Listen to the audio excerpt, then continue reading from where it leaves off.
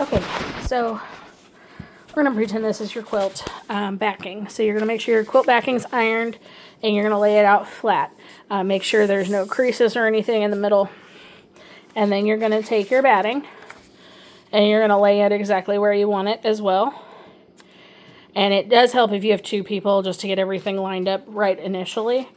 And then we'll say this is the quilt top. So the quilt top goes just on top exactly how you want it. And what you're going to do is you're going to take and fold the quilt top and the quilt batting back about halfway. So about like this. And this kind of keeps everything in place a little better than paper. So you're going to fold it back like this. And then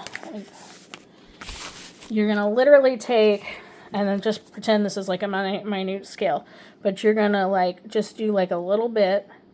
You're going to do like this. And you're going to do it from standing so it kind of drizzles everywhere. It won't be this thick. And then what you do is you start taking your batting and folding it down and pressing, which it won't slide like this with fabric. And you press and you push forward. You may have to push out a little bit, but you work on that. And then, and you don't have to fold it all down at the same time. And then just as far as the glue goes. And then you're to there. And so you do the same thing all the way to the edge. And you push it through to the edge.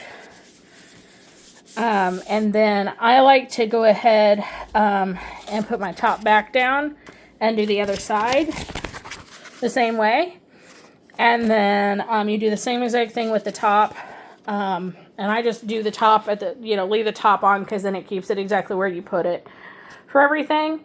And then usually about within an hour of doing this, it's usually dry enough for you to, move it around and do things.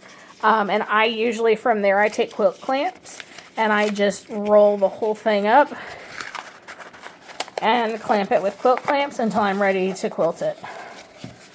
So I hope that makes sense. If you have any questions, don't hesitate to reach out.